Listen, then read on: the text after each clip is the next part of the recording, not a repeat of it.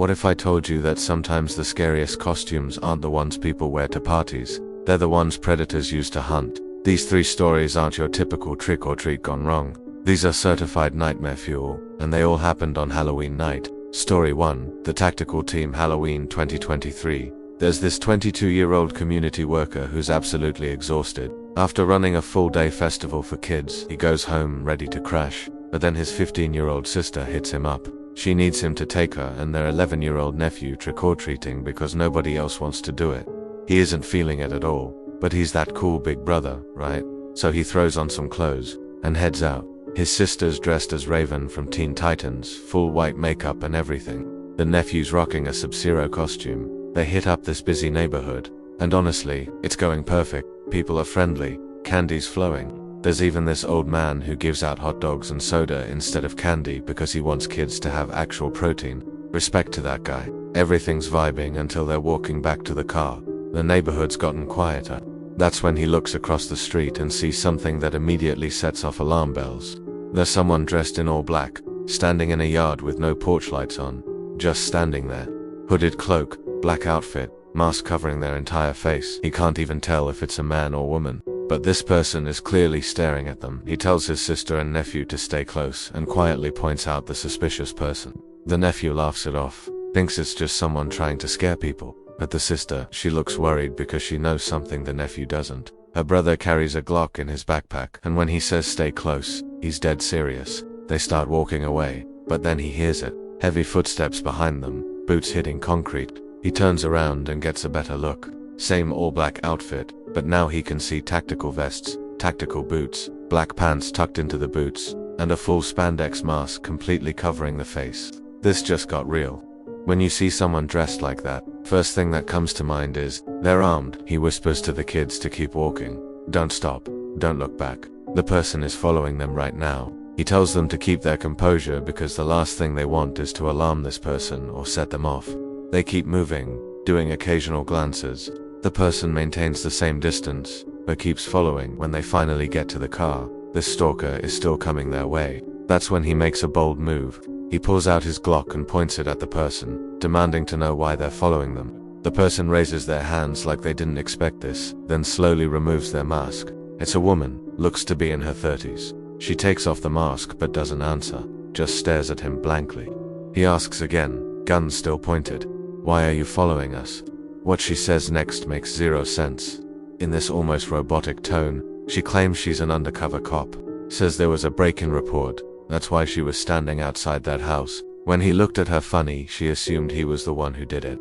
Now she's threatening to arrest him for threatening an officer of the law. He hesitates, then lowers the gun. What else is he supposed to do? But her story doesn't add up at all. If there was a break-in, why would she just stand outside facing away from the house? How does looking at her funny make him a suspect?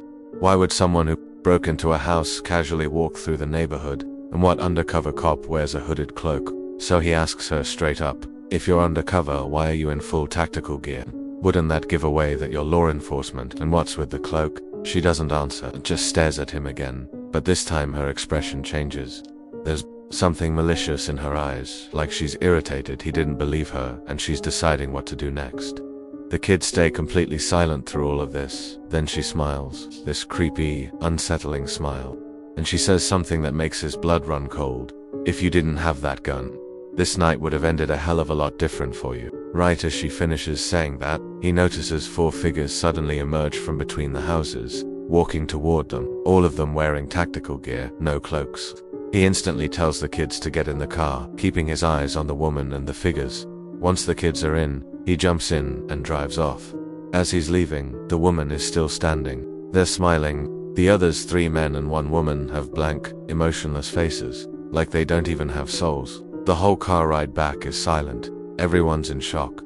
He drops the kids off, makes sure they get inside safely, then goes home to process what just happened. The thing he can't shake is why they targeted them.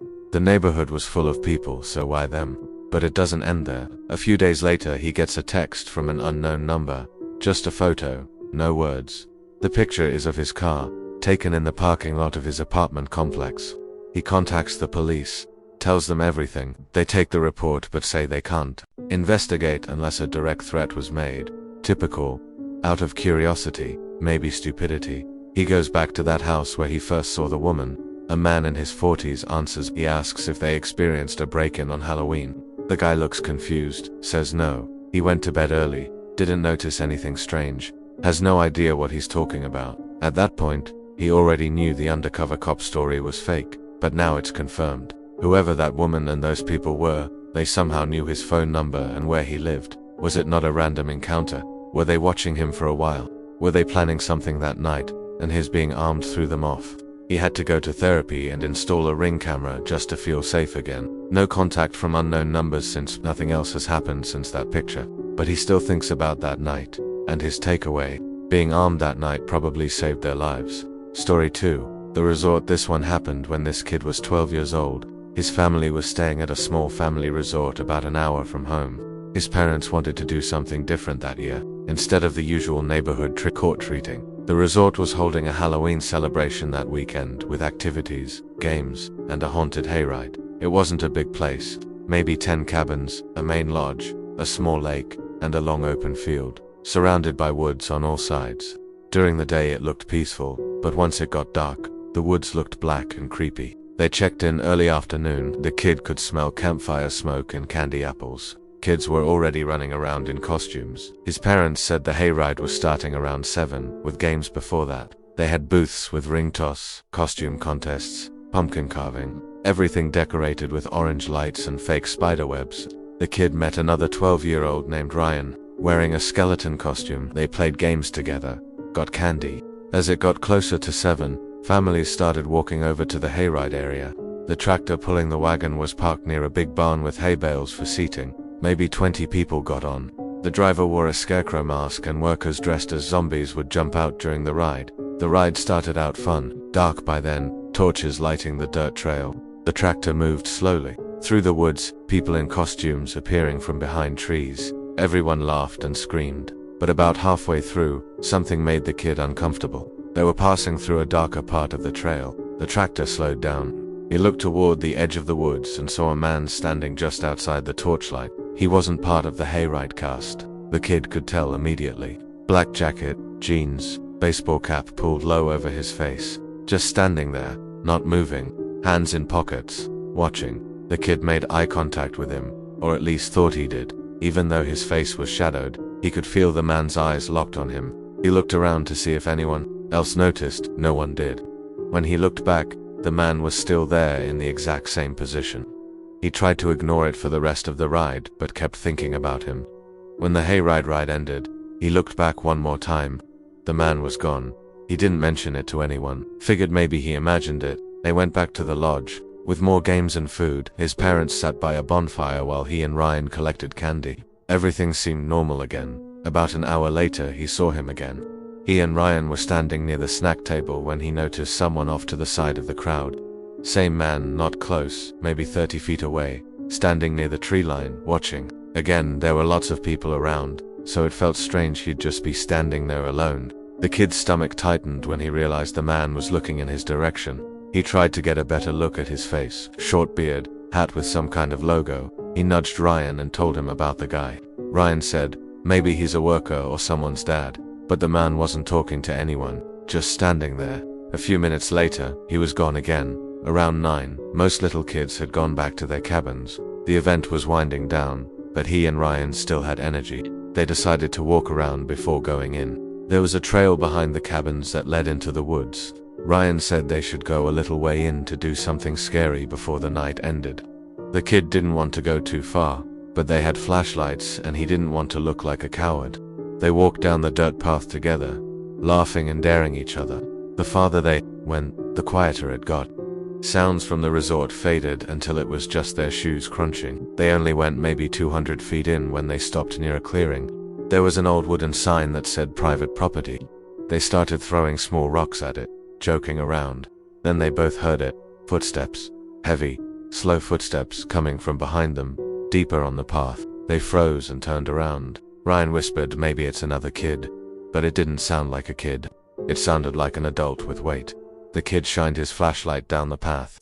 The light only went so far. He couldn't see anyone yet. Then the footsteps stopped. Complete silence for a few seconds. Then a voice spoke. "Hey there, boys," man's voice. Calm but intimidating. Ryan looked at the kid and they both realized it was the man from the hayride. He stepped into the light just enough for them to see part of him. Same black jacket and hat. "What are you two doing out here? You like candy?" Neither of them said anything. He pulled something out of his pocket and held it up. Orange wrapper, Reese's cup. "I got a bunch more of these in my cabin. Come on, I'll give you some." Ryan took a step back, his face going pale. The man took a few steps closer. "You don't have to be scared. It's Halloween. I'm just giving candy out." "I saw you boys on the hayride earlier." When he said that, the kid's stomach dropped. He grabbed Ryan's arm and whispered, "Run." They both turned and sprinted down the path toward the resort. The kid could hear the man behind them, his footsteps pounding hard as he started to chase. The kid didn't dare look back. His heart was beating so hard it hurt. The path seemed longer than before. When they reached the edge of the woods, he could finally see the lights from the resort. He yelled for help as they ran out of the trees. A few adults turned toward them, startled. They didn't stop until they got right up to the people. The kid turned around expecting to see the man behind them, but he wasn't there. The path was empty. His parents came over immediately asking what happened. He told them everything. The man watching him on the hayride, seeing him near the trees, then following them into the woods. Ryan confirmed it all. His dad and another man grabbed flashlights and went to check the path. They didn't find anyone.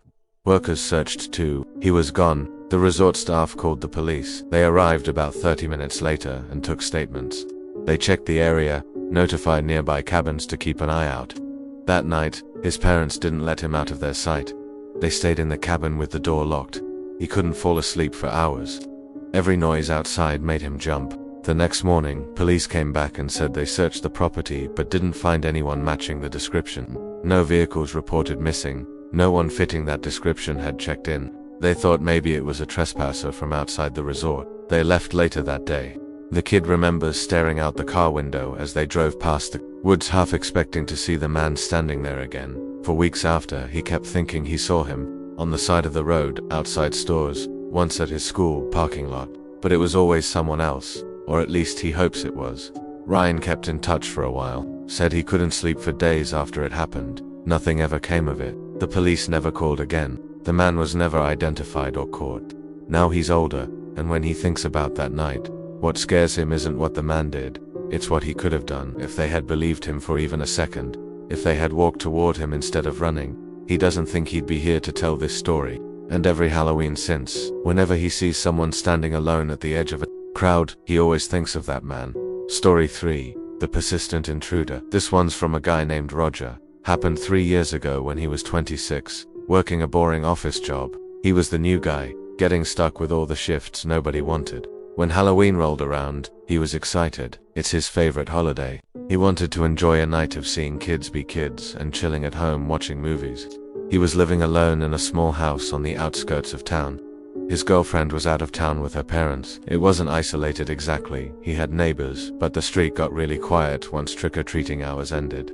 Families usually shut their lights off around 9 p.m. Since he didn't have kids, he just handed out candy until the crowd died down. Halloween fell on a Saturday that year. By 10:30, he was lounging on his couch, half watching a horror movie, picking through leftover candy. He hadn't seen anyone in about an hour. Then he heard a faint knock at his side door. He assumed stragglers, but when he opened the door, no one was there. Just the empty driveway and rustling leaves. He brushed it off. Kids play pranks on Halloween. He headed back to finish watching The Conjuring 2. 15 minutes later, he heard the same sound again. Only this time it was coming from the back door, the one that led to the small deck. That set off alarm bells because nobody used that entrance. He froze in the living room, listening. TV was off now. He could hear it clearly. The metal rattle of the back doorknob being tested, slowly, cautiously. Whoever was trying his door was either checking if it was locked or believed it was unlocked and trying to be quiet. He crept into the kitchen, staying low. That's when he saw him through the window. 9:35, the 25th of July, 1404. Mok Armin. A man was crouched down near the door wearing dark clothes and a cheap cracked Halloween mask pushed up on top of his head. In his hand, he held a crowbar. He wasn't trying to hide. He was deliberate and calm, like he knew Roger was inside and didn't care. Roger backed away quietly and grabbed his phone, whispering to 911 what was happening. The operator told him to stay on the line, lock himself somewhere safe, and not to engage. He didn't want to make noise slamming doors upstairs, so he stayed crouched at the top of the steps, clutching a kitchen knife, whispering updates. He peeked down and saw the man move away from the back door. Then he heard the faint pop of a window screen being pried off. The man was at the basement window now. Roger whispered to the dispatcher, voice shaking. She told him officers were already on their way. Then came the worst moment. He heard glass crack. The man was breaking the window. Roger's blood ran cold. And it wasn't just a smash and grab. This guy knew he was there. Most burglars don't try to enter a home where they know someone's still inside. Minutes felt like hours. The dispatcher kept him talking quietly. He heard footsteps crunching outside. The man was circling the house again. Then headlights swept across the blinds. Relief flooded through him as flashing red and blue lights pulled up. The man bolted. Roger watched him sprint across the yard, but he didn't get far. Officers tackled him just past the driveway. Roger didn't realize he was shaking until he saw a cop leading the man back in cuffs. That's when he saw what the man had been carrying. The crowbar, duct tape, and zip ties stuffed in his bag. This wasn't a burglar looking for valuables. This guy had a plan for something far worse. Police told him the man had a long record of breaking into homes and was suspected in cases where people had gone missing. To this day, Roger hates being home alone on Halloween. Whenever he hears footsteps or knocking outside at night, he can't help but remember. The part that chills him most is if police had been just 5 minutes later, he might not be here to tell the story. Police followed up weeks later. They told him what they found in the backpack: a .45 handgun, several kitchen knives, and rope. 3 different nights, 3 different people, all on Halloween. All nearly ended in tragedy. The guy with the tactical team probably saved his life and his family's lives by being armed. The 12-year-old kid and his friend escaped because they trusted their gut and ran. Roger survived because he called 911 and stayed hidden. But here's what keeps me up at night about these stories. These predators weren't random. The tactical team knew where that guy lived and had his phone number. The man at the resort specifically targeted those 2 kids and followed them into the woods. The intruder at Roger's house came prepared with tools that suggested he planned to do way more than steal. Halloween gives predators the perfect cover. Everyone's in costumes, everyone's out at night, kids are talking to strangers for candy. It's chaos. And chaos is exactly what these people thrive in. So next Halloween, pay attention. If someone's watching you a little too long, trust that feeling. If someone's following you, don't brush it off. If you hear something at your door that doesn't feel right, call the police. Because sometimes the scariest part of Halloween isn't the decorations or the horror movies. It's the real monsters hiding behind masks, waiting for someone to let their guard down. Stay safe out there.